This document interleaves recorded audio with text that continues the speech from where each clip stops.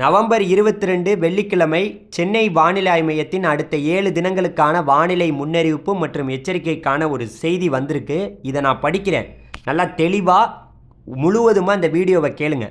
தெற்கு அந்தமான் கடல் மற்றும் அதனை ஒட்டிய பகுதியில் இன்று நவம்பர் 22ஆம் தேதி ஒரு வளிமண்டல மேலடுக்கு சுழற்சி நிலவுது அப்படின்னு சொல்லியிருக்காங்க. அதாவது அங்கே ஒரு காற்று சுழற்சி உருவாயிருச்சு. இதன் காரணமாக நாளை நவம்பர் 23ஆம் தேதி வாக்கில் தென்கிழக்கு வங்கக்கடல் பகுதியில் ஒரு காற்றழுத்த தாழ்வு பகுதி உருவாகக்கூடும் அப்படின்னு சொல்லியிருக்காங்க.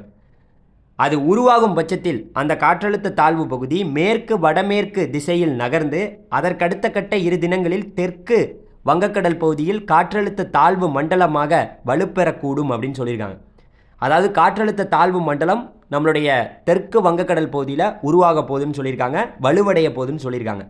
அது மட்டும் இல்லாமல் தெற்கு அந்தமான் கடல் பகுதியிலிருந்து மன்னார் வளைகுடா வரை ஒரு வளிமண்டல கீழடுக்கு சுழற்சி நிலவுகிறது.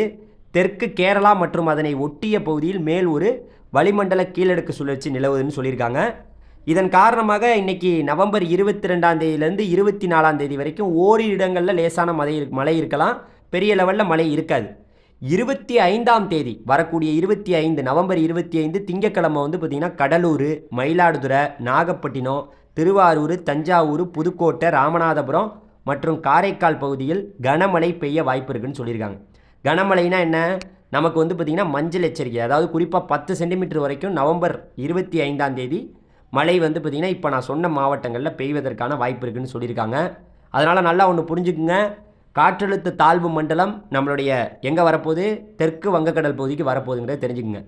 நவம்பர் 25ஆம் தேதி போக நவம்பர் 26ஆம் தேதி செவ்வாய்க்கிழமை பார்த்திங்கன்னா கடலூர், தஞ்சாவூர், திருவாரூர், நாகப்பட்டினம், மயிலாடுதுறை, புதுக்கோட்டை மற்றும் காரைக்கால் பகுதியில் ஓரிரு இடங்களில் கன முதல் மிக கனமழை பெய்வதற்கான வாய்ப்பு இருக்குன்னு சொல்லியிருக்காங்க. கன முதல் மிக கனமழைனா 11 சென்டிமீட்டர்லேருந்து 20 சென்டிமீட்டர் வரைக்கும் மழை பெய்யலாம். அதே நவம்பர் 26ஆம் தேதி செவ்வாய்க்கிழமை காஞ்சிபுரம், செங்கல்பட்டு, விழுப்புரம், ராமநாதபுரம் மற்றும் புதுகையில் ஓரிரு இடங்களில் கனமழை பெய்யலாம்னு சொல்லியிருக்காங்க. கனமழைனா 10 சென்டிமீட்டர் பெய்யலாம். அதே போல் நவம்பர் 27ஆம் தேதி பார்த்திங்கன்னா உங்களுக்கு புதன்கிழமை அன்னைக்கு பார்த்திங்கன்னா விழுப்புரம், கடலூர், மயிலாடுதுறை, திருவாரூர், நாகப்பட்டினம், புதுச்சேரி மற்றும் காரைக்கால் பகுதியில் கன முதல் மிக கனமழை பெய்யலாம் அப்படின்னு சொல்லியிருக்காங்க.